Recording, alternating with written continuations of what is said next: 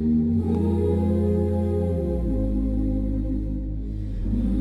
up, guys? Welcome back to my series called Connecting Disconnected. Today we're talking about Mercy for Animals again, this group, and their claim about animal transportation laws. Real quick, before you do anything else, I'm going to ask you to please tag at Mercy for Animals. I would prefer you to do this over liking the video, and so I want to get their attention because the videos I've seen from their channel are completely untrue about the ag industry, and this one is just so many layers to unpack. So please tag them down below so we can get their attention. The first thing I want to bring up is the trailer they used in the video. I don't believe is a U.S. trailer. This trailer looks like a European-styled or a South American-styled trailer.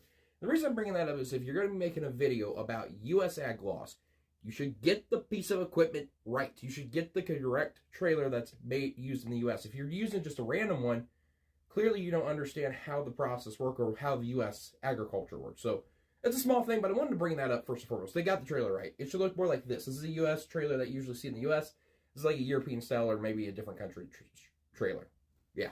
So the video claims that farm or animals don't or can be in transport for up to 28 hours and do not have to have food and water. That's not quite true. So the 28-hour law is a real thing. That is a real law. Animals can be transported up to 28 hours when they're being transported by trailer.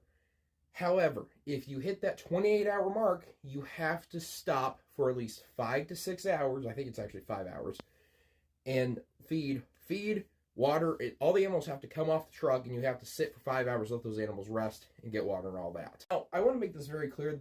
Like, most animals aren't getting transported for 28 hours. When we're talking that long of a distance, we are talking, like, transporting them from one end of the country almost to the other. Like, here's a photo from Kansas all the way up to Montana, and that's, like, going through a large chunk of the country that raises cattle, like, out in open pastures. And you can see that's not at that 28-hour mark. I can't remember, it's like 12 or something like that.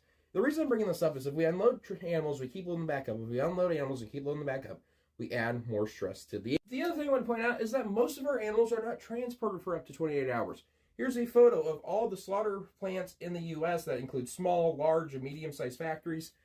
As you can see, you easily can get to a slaughter plant for most parts of the country. Now, some parts are longer. Here in the great state of Iowa, where I'm from, animals are at a max in transportation for 3 hours. Usually you're not transporting animals up to 3 hours. Usually it's a pretty short time. So first and foremost, you guys didn't get the trailer right at all, which, again, invalidates your argument if you can't understand what a U.S. trailer looks like and what a European trailer looks like.